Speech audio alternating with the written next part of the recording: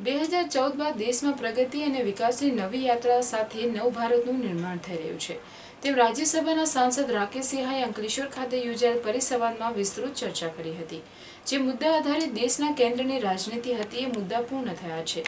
દેશમાં હવે રાષ્ટ્રવાદ, સંસ્કૃતિવાદ અને અર્થવ્યવસ્થા ફેરફાર સાથે દેશની વિદેશ નીતિમાં બદલાવ સાથે દેશ ઉન્નતિ તરફ આગળ વધી રહ્યો છે। ભારત વિચાર મંચ અને અંકલેશ્વર ઉદ્યોગ મંડળના સંયુક્ત ઉપક્રમે પરિસંવાદનું એઆઈએ કોન્ફરન્સ હોલ ખાતે આયોજન કરાયું હતું। ભારત વિચાર મંચ અને અંકલેશ્વર ઉદ્યોગ મંડળના સંયુક્ત ઉપક્રમે આજ રોજ અંકલેશ્વર એઆઈએ હોલ ખાતે જૂના ભારત અને નવા ભારત વિષય ઉપર પરિસંવાદનું આયોજન કરવામાં આવ્યું હતું, જેમાં રાજ્યસભાના સાંસદ, કેન્દ્ર સરકારની હોમ અફેર્સ કમિટીના સભ્ય અને દિલ્હી યુનિવર્સિટીના પ્રાધ્યાપક રાકેશ સિન્હાની અધ્યક્ષતામાં પરિસંવાદ યોજવામાં આવ્યો હતો।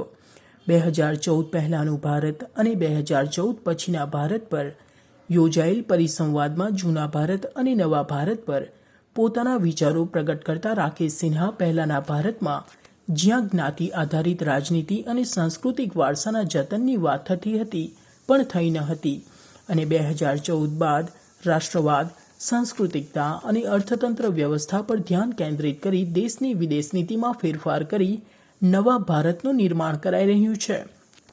દેશના જે ઇતિહાસને તોડી મરોડીને રજૂ કરવામાં આવ્યો હતો, જે ઇતિહાસને હવે બદલવામાં આવી રહ્યો છે।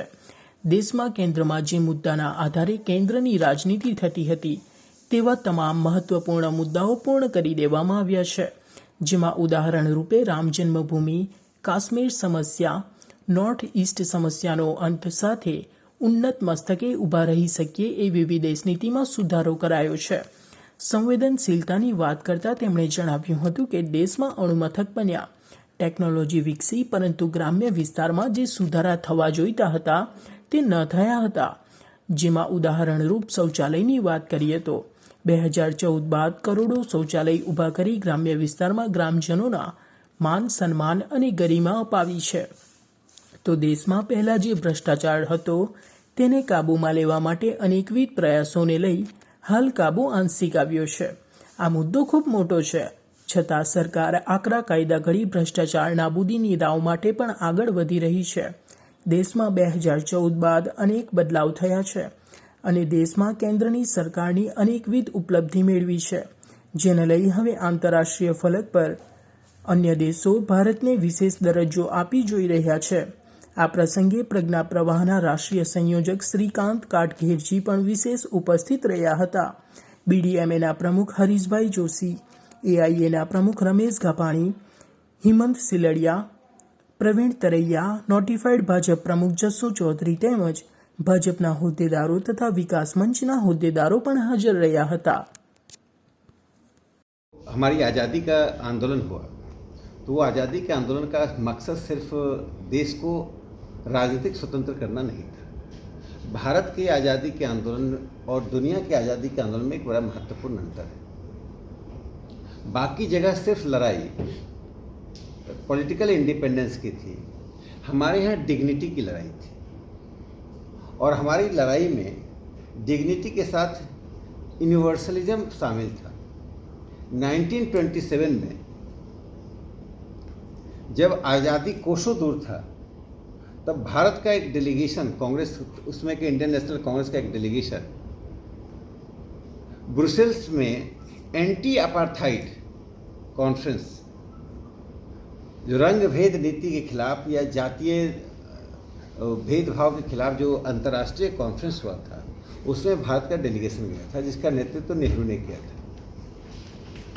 तो जब आज़ादी की लड़ाई हमारी भारत की चल रही थी तो हम अफ्रीका की बातों को उठा रहे थे। उस समय की कांग्रेस के प्रस्तावों को देखेंगे तो अफ्रीका के संबंध में प्रस्ताव आएगा।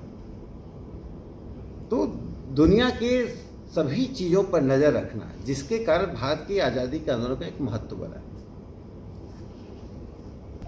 एक मीनिंग तो साधन देखते हैं कि सत्ता परिवर्तन हुआ, एक पार्टी गई, दूसरी पार्टी आई, एक प्रधानमंत्री गए, दूसरे प्रधानमंत्री आए। उस चेंज को न्यू इंडिया क्यों कहते हैं, ये बड़ा सवाल है। कभी कभी मन में लगता है कि हमारे भी मन में आ सकता है कि न्यू इंडिया कहना चाहिए नहीं कहना चाहिए।